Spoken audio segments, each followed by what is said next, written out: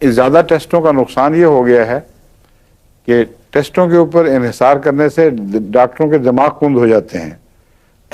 ان کو جو پہلے ہوشیاری سے اپنی بیدار مغزی کے ساتھ مرضوں کی پہچان کی عادت ہوا کرتی تھی، جو کلاسیکل ڈاکٹروں کو ہوا کرتی تھی، وہ اب ان لوگوں میں نہیں رہتی. ہمارے حکماء بھی چونکہ زیادہ تر علامتوں پر جاتے تھے اور باریک ذرائع جو ماڈرن ذرائع ہیں وہ ان کو مہیا نہیں تھے، اس لیے بعض دفعہ وہ بہت عمدہ پہچانتے تھے مرض کو. ایک مردہ گوشت کے انسان کا گوشت ایک مرض میں علاج تھا، اور وہ طبیب نے اس کو کہا لا علاج ہو تم، کیونکہ وہ یہ تو نہیں کہہ سکتا تھا کہ کسی انسان کا گوشت کھاؤ. ایسے بہت سے مریض ہوتے ہوں گے جن کو پرانے زمانے کے ماہر اطباء لا علاج کر کے چھوڑ دیتے ہوں گے. اس مریض کی دفعہ اتفاق ہوا کہ کچھ دیر کے بعد وہ ٹھیک ہو گیا، تو اس نے ڈاکٹر کو جا کے طبیب کو تانا دیا کہ تم تو کہتے تھے لا علاج مرض ہے، دیکھو میں ٹھیک ٹھاک تمہارے سامنے آیا ہوں. اس نے کہا تم کیا کرتے رہے ہو، کھانا کہاں کھاتے ہو؟ اس نے بتایا کہ میں پچھلے کچھ عرصے سے فلاں کبابی ہے، اس کے بہت اچھے کباب ہوتے ہیں، تو میں وہاں کھاتا رہا ہوں. تو پتہ لگا کہ وہ مردے نکال کر، تازہ گڑے ہوئے مردے، ان کے گوشت کو بچا لیا کرتا تھا، یعنی ابھی ایسا مردہ جو ابھی ضائع نہ ہوا ہو، اور اس کے وہ کباب بنا کے بیچا کرتا تھا. چنانچہ حکیم نے پولیس کے لیے، اس کو اتنا یقین تھا کہ یہ آدمی کی گوشت سے ہی بچا ہے یہ، اس نے پولیس کو یہ کہ چھاپا مروایا تو پکڑا گیا اور وہ بات ثابت ہو گئی. تو پرانے زمانے میں اتنی باریک نظر سے اطباء دیکھتے تھے، ان کی مجبوری تھی، آلات جو نہیں تھے.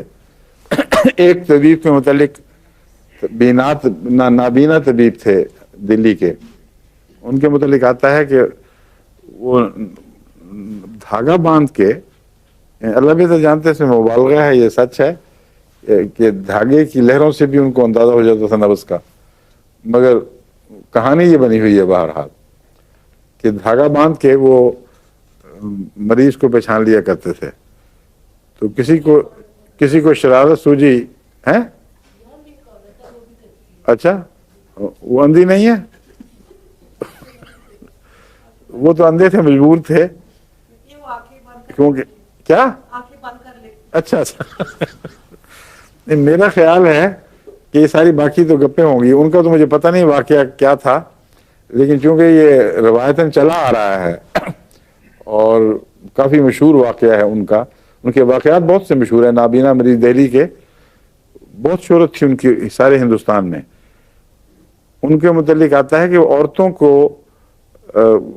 کو کہتے تھے کہ دھاگا باندھ لو، اور دھاگے کو پکڑتے تھے اور اس کے بعد کہتے تھے کہ یہ مرض ہے. تو کسی کو شرارت سوجھی تو اس نے برقعے کے اندر بلی رکھ لی، اور جب انہوں نے کہا دھاگا باندھو تو بلی کی اس کے ہاتھ پہ اس نے دھاگا باندھ کر دھاگا پکڑا دیا. تو حکیم صاحب کچھ دیر سوچنے کے بعد کہنے لگے کہ اس کو چچڑے کھلاؤ، بھوکی ہے اور یہ میرا تو خیال لطیفہ ہی ہے، قابل یقین بات نہیں کہ بلی کے مرض کی تشخیص کا دھاگے سے پتہ لگ جائے. مگر کچھ یعنی اگر ایسا دھاگا ہو، ممکن ہے ایک قسم کا کوئی ایسا دھاگا ہو اس میں لہریں ٹریول کرتی ہوں، جس طرح تاروں سے بعض دفعہ اندازہ ہو جاتا ہے.